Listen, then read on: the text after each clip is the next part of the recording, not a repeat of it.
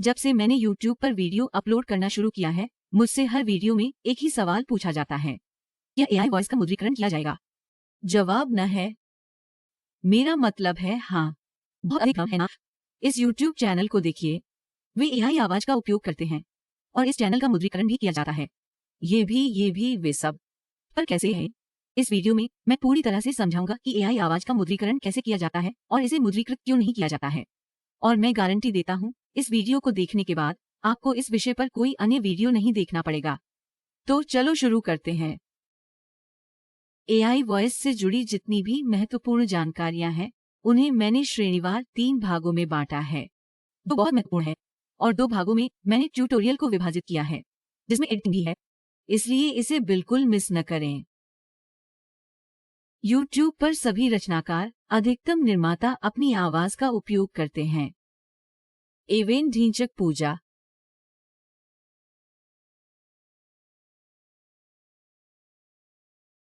लेकिन कई क्रिएटर्स ऐसे भी हैं जिनकी आवाज अच्छी है, लेकिन उन्हें माइक के सामने बोलना नहीं आता और वे AI वॉइस का उपयोग करना चाहते हैं ताकि वीडियो में वॉइस ओवर हो और उन्हें बहुत मेहनत न करनी पड़े।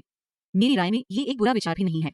जहां हमें घंटों माइक के सामने बैठकर बात करनी पड़ती है, बस स्क्रिप्ट जोड़ने से AI वॉइस ओवर तैयार हो जाता है। ये माइक पर समय और पैसा बचाता है। स्मार्ट सोच है ना?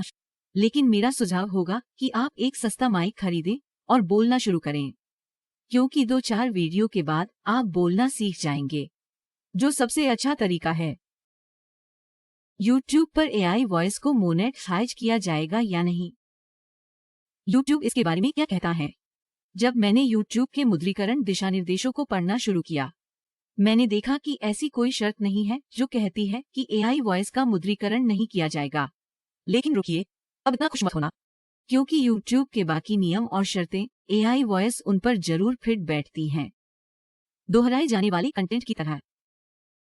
मान लीजिए कि आप एलिमेंट लैब से AI आवाज उत्पन्न करते हैं, लेकिन आप अकेले नहीं हैं जो एक ही AI टूल का उपयोग करते हैं। हजारों लाखों लोग इसका इस्तेमाल करते हैं और हर कोई YouTube पर वीडियो अपलोड करता है। हर किसी की एक ही आवाज है ना? वास्तव में साहित्यिक चोरी, जिसकी अनुमति YouTube नहीं देता है। रोबोटिक आवाज। अगर आप लो क्वालिटी रोबोटिक वॉइस का इस्तेमाल करते हैं, जो ज्यादा से ज्यादा फ्री AI टूल्स देता है, तो ये YouTube की फेयर यूज पॉलिसी के तहत नहीं आता है। यही कारण है कि YouTube इस तरह की आवाज की अनुमति नहीं देता है। एल्गोरिथम दिशानिर्देश। YouTube सख्ती से हिंसक, घृणित, यौन और नकली समाचार सामग्री को धोखा देने से बचता है और बहुत से लोग ऐसी सामग्री अपलोड करते हैं क्योंकि AI की मदद से इस तरह का कंटेंट बनाना आसान है। इसलिए इन सभी चीजों में AI वॉइस का इस्तेमाल न करें। मुद्रीकरण नहीं किया जाएगा। कुछ बातें ऐसी होती हैं जिनका अगर आप ध्यान रखें तो आपके चैनल को मोनेटाइज होने से कोई नहीं रोक सकता। सही आवाज की तरह, सही चैनल के लिए सही आवाज का चुनाव करना बहुत जरूरी है। उदाहरण के लिए, यदि आप एक जानकारी या व्याख्याकर्ता वीडियो बनाते हैं, तो आप एक नरम आवाज चुन सकते हैं। यदि आप एक कविता या कहानी कहने का वीडियो बनाते हैं, तो आप एक गहरी आवाज चुन सकते हैं। हमेशा अपनी आवश्यकताओं के अनुसार अपनी आवाज चुनें। हमेशा अपनी आवश्यकताओं के अनुसार अपनी आवाज चुनें। उच्च गुणवत्ता वाली आवाज। आपको अब तक पता चल गया होगा कि आपको कम गुणवत्ता वाली आवाज का उपयोग करने की आवश्यकता नहीं है। हमेशा एक यथार्थवादी उच्च गुणवत्ता वाली आवाज चुनें जो केवल भुगतान किए गए उपकरणों के साथ उपलब्ध है। तो आप किसी भी पे संपादन करते समय आप अपनी आवश्यकताओं के अनुसार आवाज की टोन, शैली और लिंग चुन सकते हैं और आप आवाज को और अधिक यथार्थवादी बनाने के लिए हास्य, बुद्धि और भावना जोड़ सकते हैं। कई भुगतान किए गए AI वॉइस जनरेशन टूल हैं, लेकिन मैं 11 लैब्स पसंद करता हूं क्योंकि इसकी आवाज की क्वालिटी बहुत अच्छी है। जब आप इसे खोलकर वॉइस लाइब्रेरी में आएंगे तो आपको पहले से ही काफी पहले से बनी हुई आवाज मिल जाएगी और इसमें अलग अलग कैटेगरी भी है, जिससे आप अपनी रिक्वायरमेंट्स के हिसाब से आवाज चुन सकते हैं। जब आप कोई आवाज उत्पन्न करते हैं, तो आप वॉइस सेटिंग्स में आ सकते हैं और आगे पीछे जाकर उस आवाज की स्थिरता की जांच कर सकते हैं। आपको आवाज कितने प्रतिशत पसंद है? मैं लगभग 80% का सुझाव दूंगा और आप बाकी विकल्पों को उसी के समान रख सकते हैं और मॉडल को बहुभाषी V2 के रूप में चुनें। यदि आप हिंदी में आवाज उठा रहे हैं तो ठीक है। अब बात करते हैं कि स्क्रिप्ट कैसे लिखी जाए। स्क्रिप्ट लिखते समय 2 बातों का ध्यान रखें। सबसे पहले इन सभी बिंदीदार शब्दों को हटा दें। और दूसरा अंग्रेजी में शब्द लिखें। उच्चारण अच्छा रहेगा, जैसे क्रिकेट, रोमांटिक टूर्नामेंट आदि। और ये एक अच्छा परिणाम होगा यदि आप एक बार में पूरी स्क्रिप्ट उत्पन्न नहीं करते हैं और इसे छोटे भागों में उत्पन्न करते हैं। सबसे पहले मेरे द्वारा उत्पन्न आवाज को सुनो। एक समय की बात है जब क्रिकेट वर्ल्ड कप 2023 भारत की धरती पर आया था, तो सभी को उस समय का इंतजार था।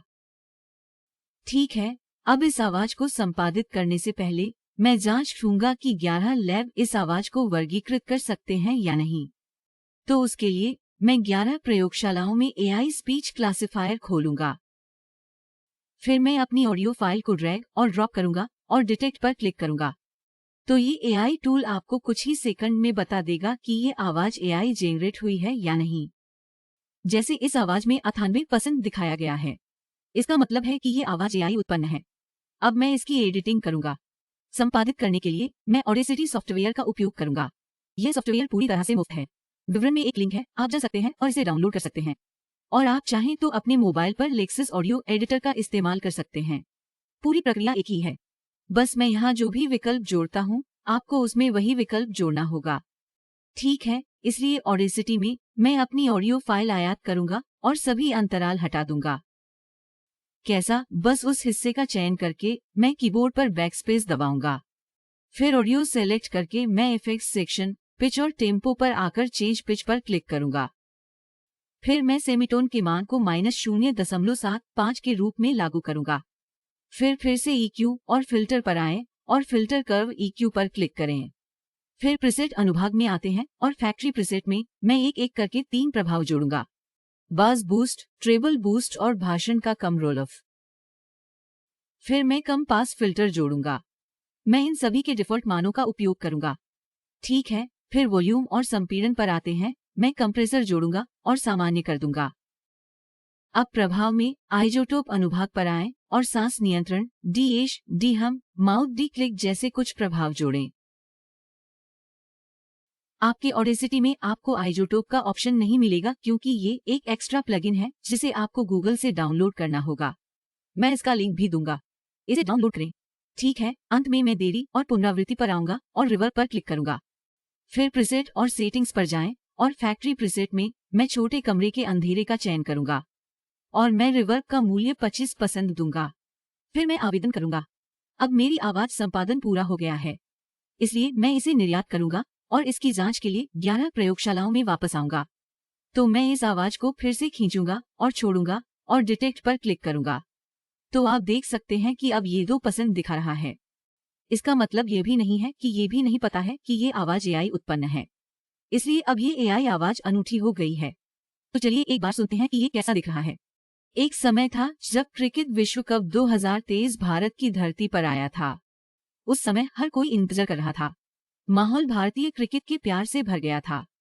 कप्तान रोहित शर्मा के नेतृत्व में, जिनका करिश्मा गुदगुदाने से भरा था, टीम इंडिया एक रोमांटिक यात्रा पर निकली जिसने लाखों दिलों को चूमा। बिल्कुल ठीक।